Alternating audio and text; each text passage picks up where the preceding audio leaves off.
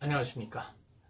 오늘은 그러면 아메바 경영에서 필요한 구성 요소에 대해서 하나하나 체크해보고 그 요소들이 갖고 있는 의미는 좀 더 세부적인 거는 별도로 설명드리겠지만은 금일에 대해서는 구성 요소에 대해서 같이 한번 보도록 하겠습니다. 독립생산자라고 하면 독립된 조직의 재산을 구하는 것이기 때문에 독립된 조직이 있어야 되겠죠. 그러면 지금 현재 우리 기업이 갖고 있는 독립된 조직은 무엇일까? 일단 공식적인 조직에서의 각 팀이 조직에서의 구성 요소로서 요인이 되겠죠. 근데 그 팀이나 부 자체가 단위가 어느 정도이냐, 구성 인원이 어느 정도이냐의 문제는 항상 생각해 볼 문제입니다. 조직의 구성 인원이 많다는 것은 그만큼 응승사자가 있을 가능성이 높다는 얘기고, 그런 높은 가능성이 있다면 우리가 어떻게 인원을 관리하느냐는 또 다른 문제가 발생되겠죠. 그렇다고 본다면 우리 아메바 경영에서 얘기하는 최소 인원의 적정의 가치를 갖고 있다. 세 가지 요소가 나와 있죠. 우리가 이제 아메바 경영 관련 책자를 보게 되면 세 가지 요인이 있습니다. 어떤 요인을 가지고 있었을 때 아메바 조직을 만들 수 있다. 그런 것처럼 뭐 독립된 수익을 가지고 있다. 자기 완결성을 갖춰야 된다. 세 번째, 그리고 경영 방침을 준수해야 된다. 방침에서 벗어나면 안 된다. 이 세 가지 요소가 있어야지만 우리 아메바 경영에서 말하는 아메바 조직이 되겠습니다. 그런데 그 세 가지 요소로 가지고 있는 것들이 일반적으로 우리가 지금 현재 통용되고 있는 소팀제에서의 팀이라고 할 수 있는 부분들이죠.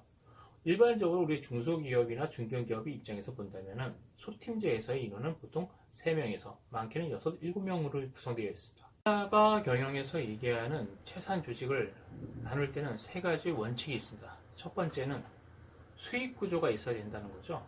사례 매매를 하기 위해서는 수익을 표현할 수 있는 어떤 정형화된 자체에서 파악할 수 있는 어떤 근거가 있어야 된다. 두 번째는 단위 조직이 갖고 있는 것이 자기 완결성을 가져야 된다는 거죠. 사업 서비스 형태로서의 자기 완결성을 가져야 된다. 세 번째는 경영 방침에서 벗어나지 말아야 된다. 이 세 가지 원칙에서 들어간다.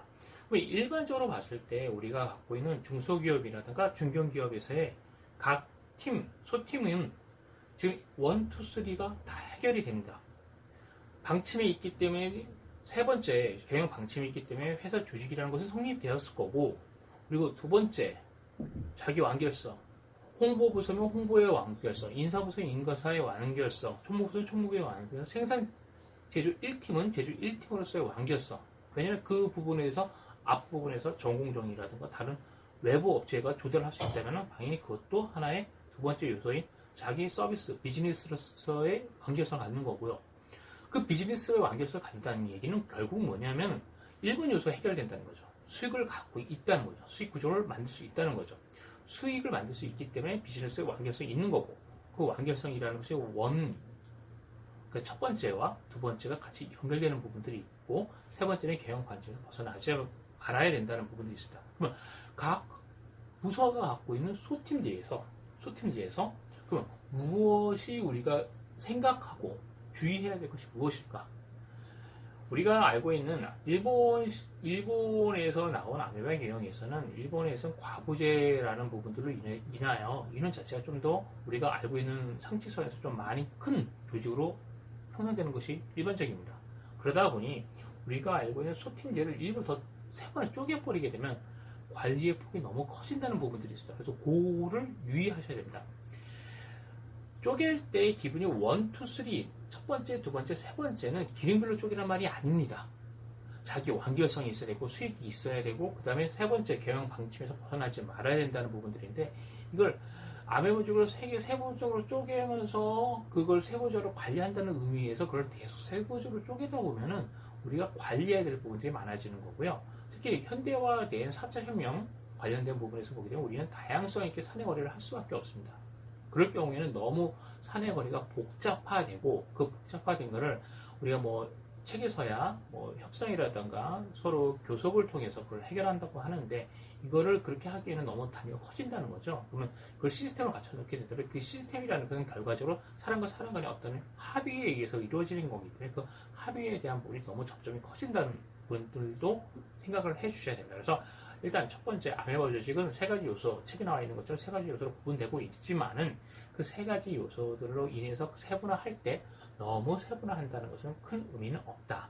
일단 소팀제로 하고 있다면 소팀제로 들어가면 좋다는 거고요. 책에서는 뭐 인원이 적정 인원에 대해서 몇 명인가 구체적으로 나와 있지는 않습니다. 그러나 일반적으로 여러 그 관련 서적을 보게 되면 5명 플러스 마이너스 5명 이내에 있는 인원들이 가장 적정한 형성이 됐습니다. 그 조직이 형성이 되고 그럼 조직이 구성되고 난 다음에 뭐냐면 그 조직에 대한 최선을 구해야 되겠죠. 최선을 구하기 위해서는 뭐냐면 그 수익하고 그다음에 수익하고 비용이 나와줘야 됩니다. 개별 조직에 대한 부분들. 일반적으로 경비는 다 사용을 하고 있습니다. 총무부서든 홍보부서든 제조 1팀이든 품질팀이든 그들은 다 경비를 사용하고 있습니다. 그럼 경비를 사용됐고 끝났고 그럼 그들이 수익이 무엇인가? 수익이 무엇인가가 결과적으로 산업 판매에서 받아들여야 될 금액들이고 그 금액에 대한 부분들이 필요한 부분들이고요. 그래서 아메바 경영을 도입을 하려면 첫 번째 독립된 아메바 조직으로 구성되고 그 다음에 사내 판매를 위해서 수익 구조를 만들어줘야 되고 그러면은 비용은 개별 조직별로 할당을 하고 수익은 무엇을 만드느냐? 사내 판매 금액을 만드는 건데 그건 차후에 다시 설명드리고 판매라는 걸 통해서 수익을 잡고 그 다음에 내가 쓴 비용을 안고 경비로 차감을 하고 그 다음에 수익하고 비용을 차감하고 난 그 부가가치에 대해서 투입 시간으로 나누게 되면 시간당 채산이 형성될 수 있는 부분들입니다. 그렇다면은 아메바 조직을 만들었고요. 사내 거래에 대한 부분들에서 내 수익 구조를 만들었습니다. 그럼 내 사내 판매라는 부분에 대해서 그럼 무엇으로 그걸 규명을 하느냐? 사내 판매 금액은 무엇을 규명하느냐? 일단은 상식적으로 생각을 해보시죠. 나의 판매 지원은 무엇입니까? 내가 독립되는 아까 전에 두 번째 요소가 독립된 비즈니스 단위이기 때문에 독립된 비즈니스 단위라고 하면은 그가 판매를 한다. 나는 지금 현재 5명을 데리고 있는 소사장입니다. 아메바 조직은 소사장입니다. 그 소사장이었는데 내가 일을 해가지고 누구한테 서비스를 하고 있다. 사내 누구한테 서비스를 하고 있다고 해서 내가 그러면 판매해서 내가 받아야 될 것이 사내 판매 금액이 되겠는데 그러면 뭘 받아야 되겠습니까? 첫 번째, 우리 구성원에 대한 5명의 구성원에 대한 인건비를 받아야 되겠죠. 일단 인건비. 그리고 내가 일을 해서 서비스를 했다면 내가 들어가는 그 제조 공정이라든가 활동으로 들어가는 경비들을 내가 청구해서 받아야 되겠죠.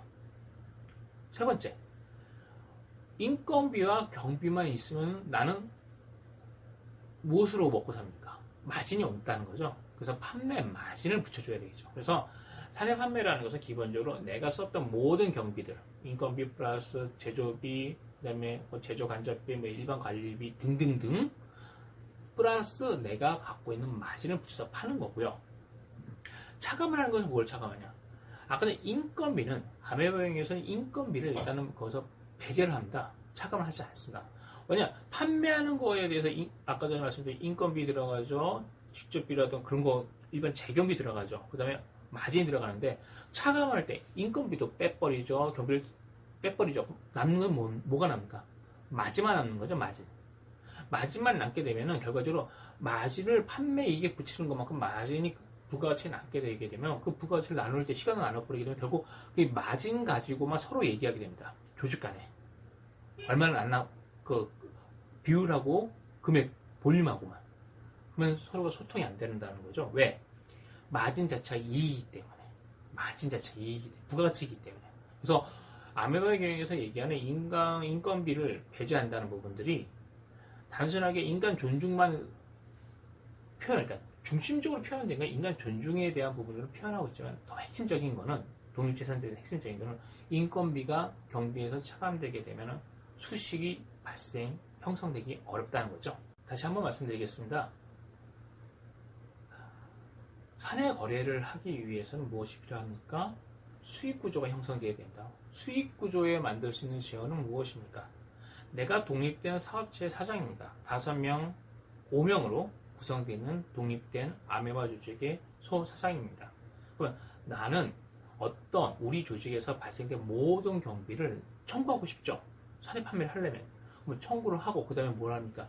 나는 땅 파먹고 장사하는 것은 아니니까 마진을 붙이게 됩니다. 그래서 사내 판매 재원은 우리 조직에서 썼던 모든 비용 플러스 마진이 되겠습니다.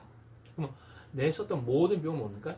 인건비성 경비와 인건비 외적인 경비로 나눠질 수가 있고요. 또는 뭐 직접비와 뭐 간접비 또는 변동비와 고정비 이런 형태로 어떤 경비 형태는 여러 가지로 표현될 수 있겠지만은 일단은 내가 썼던 모든 경비 플러스 마진 이것이 나의 수익의 원천이 되겠습니다. 그리고 수익의 원천은 모든 경비 플러스 마진. 근데 차감은 뭐냐면 경비를 모든 걸 차감하는 게 아니라 거기서 인건비를 뺀 나머지 금액에 대해서만 경비로서 인정을 하고 차감을 합니다. 그러면 결과적으로 부가가치로 남는 것은 인건비 플러스 마진 두 가지가 되는 거고 그 두 가지를 가지고 투입 시간을 나누게 되면 시간당 채산이 구해지게 됩니다. 왜 아메바의 경우에서는 인건비를 경비로 차감하지 아니하나? 모든 책에서 보게 되면 원론적으로 나온 것은 인간 존중사상입니다. 뭐 구체적으로 그렇게까지 표현은 안 되어 있지만은 다른 식으로 표현되어 있지만은 인적 자원, HR 개념, 휴먼 리소스가 요즘에 휴먼 캐피탈, 인적 자원에서 인적 자본으로 가고 있죠. 그렇다면 인간이라는 것은 사람이라는 것은 자원, 소모되는 자원이 아니라 계속 가치를 만들어나고 창조적으로 어떤 것을 부가가치 활동 만들어내기 때문에 자산으로서 인정을 받아야 된다.